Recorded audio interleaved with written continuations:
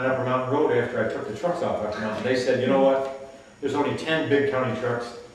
It's county-owned land. It made sense to me.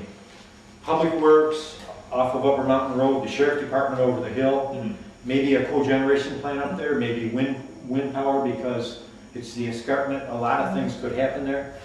My colleagues said that they would rather see that maybe be sold for residential because it's residential up on top. So I said, well, you know, it was just a thought. So really, there hasn't been a piece of property purchased yet. Just talk, right? Just talk. Okay. But that was the Public Works and the consultants' pick.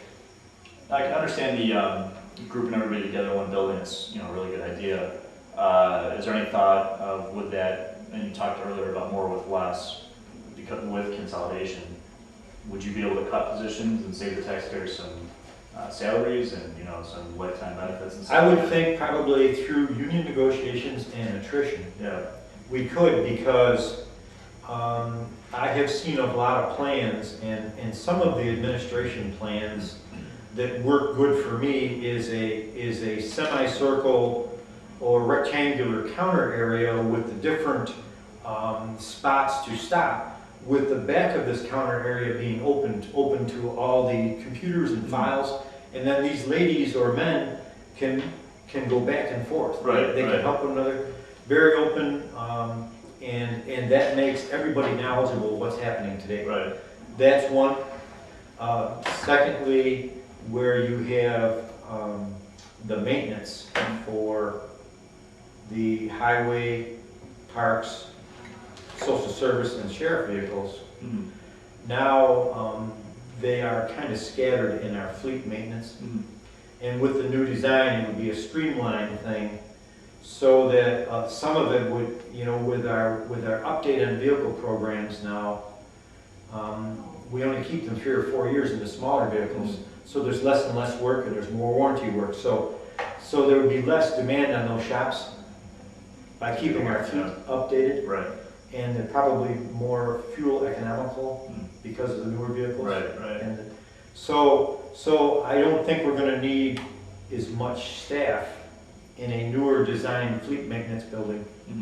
In this design will be in-house parts and in-house service to the mechanics. So I think it can, with computers, that whole thing can be run by one person. Right. Maybe not the same person, but yes, to answer your question, I believe it right down to cleaning staff. Yeah, it's in clerical cleaning, you know. I mean, when you have cleaning staff and clerical in a number of buildings or a number of offices, which are isolated like this office, open it up, and you can be ambidextrous in your job, and you don't need as much staff. Is that showing that maybe the county employee is too bloated right now? I mean, could we do it more with less even if it were to remain in separate buildings, or do you need? I think right now We don't see the salary list in the paper and stuff like that. There's tons of names. And I think right now that it's staffed or understaffed because because it's so spread out. I mean, there's social services in Niagara Falls, North Tonawanda, Lockport. Yeah. You know, if you can get them, like for instance, before in 2000, I took on this consolidation thing when we had some of the tobacco money. And what we could do. I was chairman of Public Works then, and we found out that there was human resource and payroll in each social service facility. North Tonawanda, Lockport, and Niagara Falls. You know, we put those services which were not face-to-face to the public, we consolidated, put them in one. You know, we've got to keep looking at this stuff. Sure.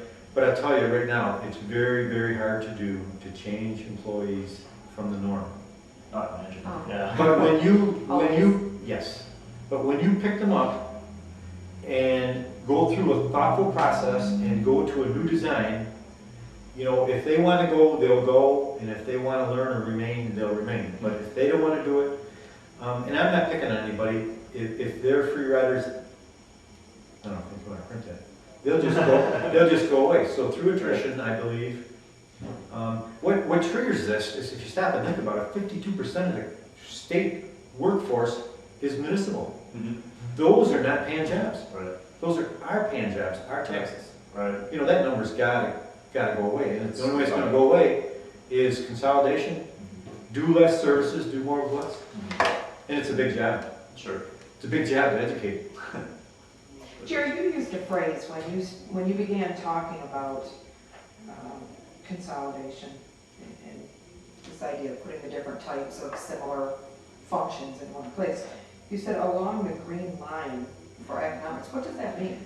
When you do new build, or when you do a large renovation, if you use the green plan, which there's guidelines for that, meaning energy saving,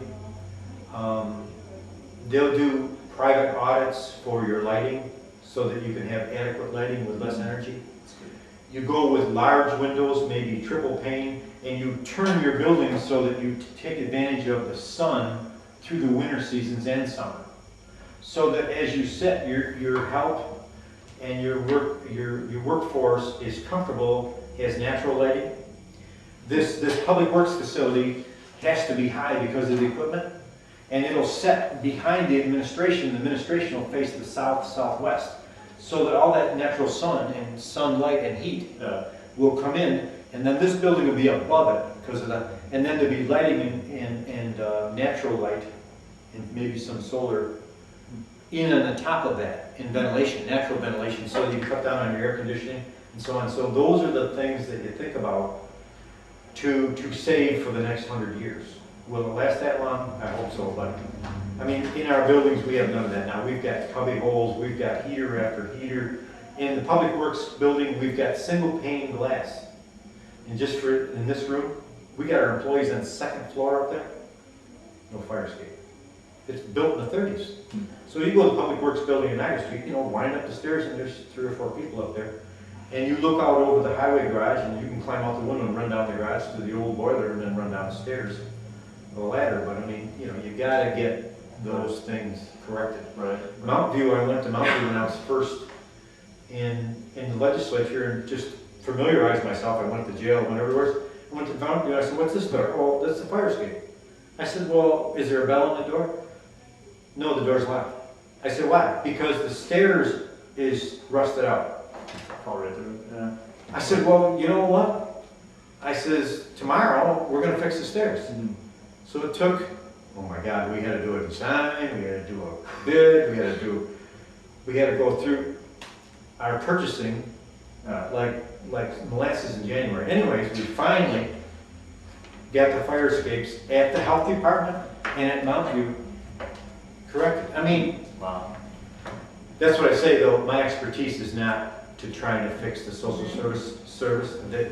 If there's people out there that are abusing the system, that's not my expertise. I made a suggestion in administration. I said, okay, let's hire a private firm to actually scrutinize the billing from Medicaid, because it's been done in other counties. In one county in particular, in New York State, found $14 million in overpayments.